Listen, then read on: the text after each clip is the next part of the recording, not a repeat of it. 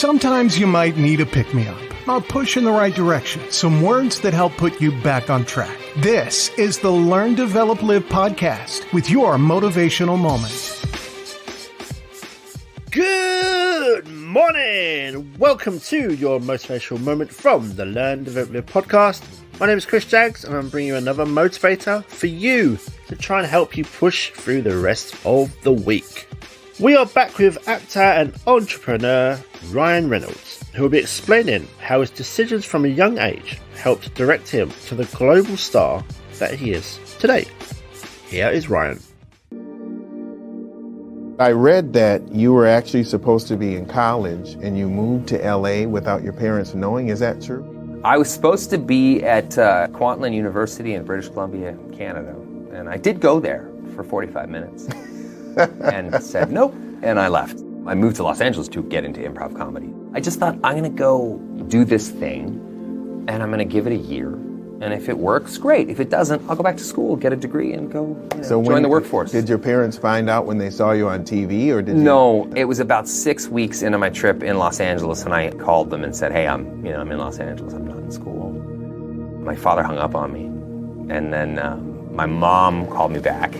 And she was always kind of the voice of reason. And then, my father sort of came around. I eventually ran out of money, so I just asked an agency to meet with me, and I called about 10 of them, and then I finally got my foot in the door with one really small agency, and I bullshitted them. I just said, if you send me out on 5 auditions, I don't care what they are, what they're for, I promise you'll come back with one. And somehow I got the 4th one. I got a sitcom, which was probably still the best job I've ever had because it was... The residuals? No, it had nothing to do with money. The best job I've ever had because it was a live audience. It was like kind of what I wanted to be doing anyway, which was improv comedy and that kind of stuff. It was a live audience that would pour in, and then, this sitcom world is about a 6 or 7 or 8 month at most job a year. I mean, you finish your season and then you're free. So I loved it because I would just go travel. I would go backpacking all over the world, and I would do all these sort of things. I think I really spent that money that I made wisely at the time. I got to see the world and have experiences. So everything that happened to me sort of in aggregate kind of way. It was very sort of slow and steady. So I'm grateful for that kind of momentum being very, very sort of snail's pace as opposed to like a rocket ship, because I've watched so many people in this industry come and go in various tragic ways and that sort of thing. And fame is a weird animal to deal with, I think, for anybody. So for me, it happened so slowly that it's sort of like getting into a bath over the course of a year.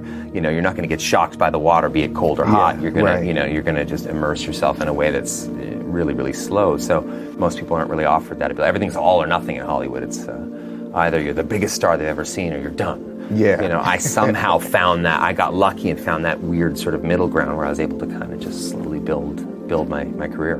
When you envisioned your life as an adult, was acting the thing that you wanted to do, or was there another career at 5 or 6 years old that you thought about? No, I mean, I always thought I'd end up as in law enforcement, like my family. So I didn't imagine that acting was a way to get out of the house. It wasn't really like a passion when I was a kid. It was something that I was already doing at home, to survive. So you kind of, I noticed when I was a kid, making people laugh was a great self-defense mechanism. It really helped me kind of navigate my way through my own home. It was a means to an end. It was just a way to get out of the house, and I could act. I didn't necessarily want to. I just knew I could. Well, what was it like in high school, the fact that you were doing this acting? How did your peers perceive that? I hid it largely in high school. Then I never celebrated. It was always something I kind of really tried to keep as quiet as possible. For me, high school was a situation where the more invisible I was, the more kind of happy I was. So I just wanted to get through that shit show and go live my life. And a lot of the stuff I did was shown in the United States, but not necessarily shown in Canada. So I could kind of get away with that. You're the youngest of 4 brothers, including a couple who became cops? My dad was a cop as well. Okay, so how did you stay alive as the youngest of 4? You get by on your wits. That's how you do it. You don't get by on your fists. So, it was kind of a rough household. I was less like the youngest brother, but more like a moving target. Okay. It was a lot of that stuff. We're all super close now.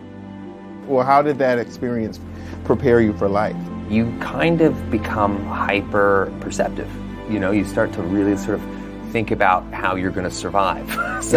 So especially my 3 older brothers who were so sort of physical guys, and there was just rough housing. Like for them was always funny. For me, it was like a life-threatening situation. So you sort of learn to kind of get by on with using your mind, not your fists. So I became kind of hyper-perceptive as a kid, and I know that contributed in enormous ways to the different paths I chose in life, particularly show business and that sort of thing. I was able to kind of constantly mimic people or watch people and look for tiny signs and big signs of, danger. It was tough. I was a kid I had a lot of anxiety, a lot of different kind of phobias and issues that I had to sort of work through, and it took me a long time to kind of recognize those things as assets as opposed to liabilities.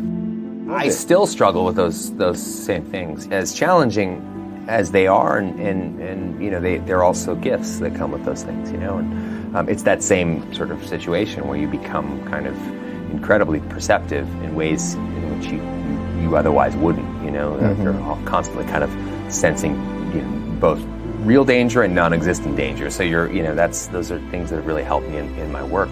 What's the biggest lesson that you've learned about the business side of film and acting? Always just embrace this idea that you know nothing, because you don't. I mean, as soon as you think you know exactly how it's all going to go down, or what audiences are really yearning for, you can be surprised, So I love that edict. I like that idea that I believe in film and any endeavor to be a process of collaboration. I think you always have to listen and always ask for help, and the best leaders are the people that hire the best people.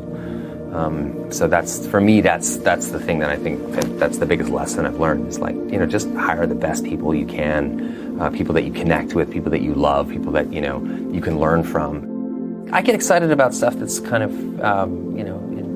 inventive. I love ingenuity. I love anything that sort of I think is interesting. I'm not like a guy that sits around sort of rolling the dice, looking at the stock market and that kind of thing. I don't know anything about that. I wouldn't characterize myself as an entrepreneur. I would characterize myself as someone who has found a couple of different things in life that I believed in with every cell in my body, and this is one of them. In thinking about your future, what's important to you? Family, 100%. As anyone will know, it's almost frustratingly so for some of the people I work with, is that I gotta make sure that my time with my family is prioritized over anything else. You did something really incredible a few years ago where you ran the New York Marathon to raise money for the Michael J. Fox Foundation for research for Parkinson's. Why was that important for you to do that? My father had Parkinson's. He died a few years ago, but my father is very, very proud man. I mean, I think he said the word Parkinson's to me maybe twice in his the 25 years that he had the disease. So I think more people talk about it, the more I see guys like my father, who is a sort of the archetypal strong man, the guy who, don't talk about your feelings, cram them down, and sort of robbed of his physicality. And he was strong. He's an ex-boxer or cop. I think part of his identity was that he was a very strong man. So it forced him to kind of reassess all those things, which is in a way a good thing.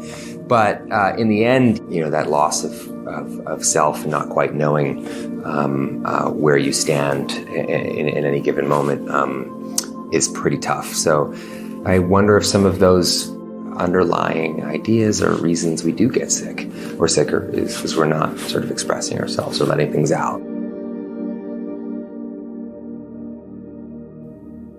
That video can be found on YouTube, and it's called Ryan Reynolds' Speech Will Leave You Speechless. Best Life Advice, and is published by the good people at the Motivation Mentors YouTube channel. Now, if you're ready for some incredible results, then why not take some action on what we just spoke about?